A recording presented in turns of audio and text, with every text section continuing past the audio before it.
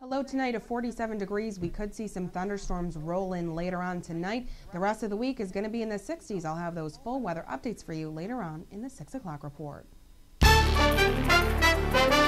WVPT's World News Roundup. Fierce clashes are erupting across Syria, have killed at least 124 people in the last 24 hours. Save the Children has released a disturbing report saying thousands of boys and girls are getting caught up in an adult war, and it says those who don't die have to live with the trauma. CNN's Nick Patton-Walsh reports.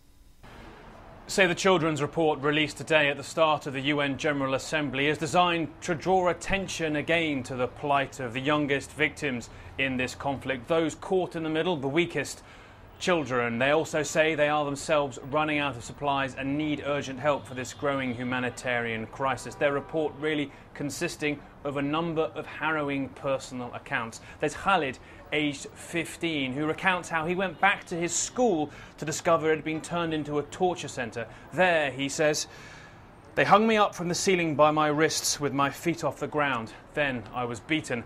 There's Amali, aged 13, who describes after fleeing some of the fighting, she sat down and had a fit. I was so scared I had a fit. My sister told me it was a nervous breakdown. Another story we hear is of Ali, who fled to a camp in Jordan. This is what he said it was like to hear the shelling. عائلتنا تركت سوريا لأنه القصف فوق رؤوسنا. القصف ما تصور قديه. نكون نايمين هيك يعني تعبانين كل النهار ما احنا نايمين. And then of Hassan, aged 14, who witnessed the aftermath of an attack on a funeral. رحت أنا وأخوي وولاد عمي اثنين. رحنا نجيب عمي وابن عمي. يوم رحنا الناس كانت بالأراضي وما في حدا يقدر ينقذها. ولقيت يعني شفنا اللحم فوق بعضه كله قطع.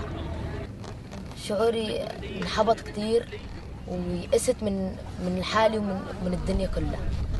And finally, a mother, Razan, who said how she saw two soldiers place a bet as to whether one of them could shoot an 8-year-old boy. That they did, and then watched him slowly die of his injuries. These accounts so harrowing, really, afflicting the most weak of all people caught inside this conflict on a day when the United Nations sits to see what it can actually do to try and reduce the human suffering in this. The Qatari Prime Minister's proposal to Christian Al-Manpour of some sort of Plan B, resting really on a no-fly zone. That's something that could help reduce the toll upon civilians, removing the Syrian regime's ability to use jets and gunships on residential areas, and perhaps lessening their ability to use artillery and mortars. But until there is a massive change on the ground, the children will of course continue to suffer, so many of them among the death tolls of 1 to 200 that we hear every day. Nick Patton-Walsh, CNN, Beirut. President Obama calls upon world leaders at the UN General Assembly to reject mob violence and to honestly address tensions between the West and the Middle East. Stacey Cohen reports on the issues he brought before the UN. The president set the tone of his remarks with his first words, Chris Stevens.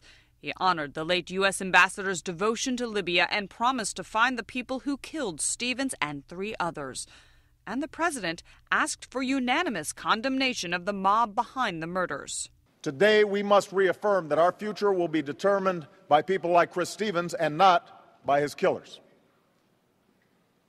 Today, we must declare that this violence and intolerance has no place among our United Nations. The president called a privately produced video that angered Muslims crude and disgusting, but affirmed the American ideal of free speech. He warned Iran that the world is growing impatient with the nation's secrecy around its nuclear program. Let me be clear. America wants to resolve this issue through diplomacy, and we believe that there is still time and space to do so. Mr. Obama also called for an end to the regime of Syrian President Bashar al-Assad. UN Secretary General Ban Ki-moon said the violence in that nation is spiraling dangerously. Brutal human rights abuses continue to be committed, mainly by the government, but also by opposition groups. Such crimes must not go unpunished. For his part, the president, in the midst of a bruising election battle, ended with a theme from his last campaign, hope, thanking Libyans who marched against the mobs, adding, the rising tide of liberty will not be reversed. I'm Stacey Cohan reporting. If you have a Discover credit card, you could be getting a refund. Check your bill very carefully. Allison Kosick has the details from New York.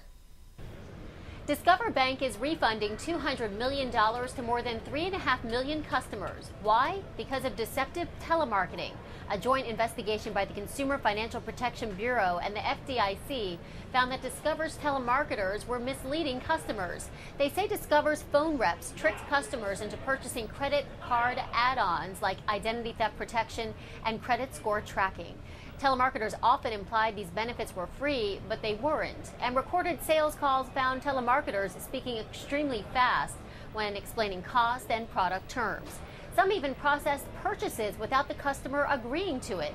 Discover says it will stop deceptive sales tactics and pay a $14 million penalty to regulators on top of the $200 million in customer refunds. The average refund will be $57, which customers should receive by early next year. The amount depends on the product customers bought and also how long they've had it. After issuing the action against Discover, the Consumer Financial Protection Bureau put other companies on alert. It says financial institutions should review their marketing practices to make sure they aren't deceiving or misleading customers. I'm Allison Kosick in New York. Sports and weather are next. Keep it here on News Channel 25 WVTT.